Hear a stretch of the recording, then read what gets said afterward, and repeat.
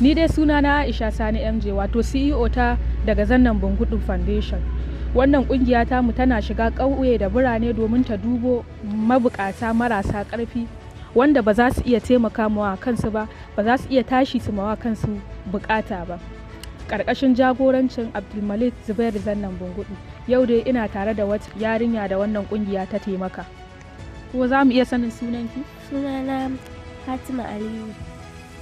Fatima Aliyu, za ki iya gaya mana wannan kungiya ta daga Zannan Bungudu Foundation aikin da ta miki? Na gama firamare amma yanzu an saka ni a JS. Kina gama firamaren aka saka ki koko bayan kin gama firamare kin ɗauki tsawon lokaci biki shiga ba?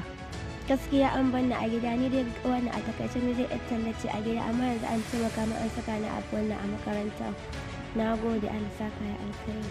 So, wannan kungiya kun ji irin aikin da take yi, tana duba mabukata wa'anda ba za su iya shiga makaranta ba ko kuma suke bukata ko marasa lafiya domin mu taimaka musu. Wannan yarinya ta ɗauki tsawon lokaci tana talla, bayan gama firamare ta daina zuwa makaranta. Wannan kungiya ƙarƙashinta daga Zannan Bungudu Foundation, to gashi kyauta ce wadda zaki sai takardun makaranta, buɗe domin ki gani da idanunki.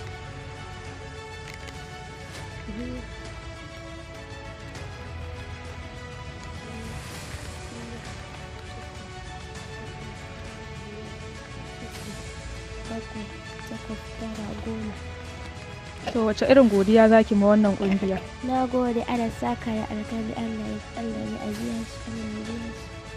To mun gode.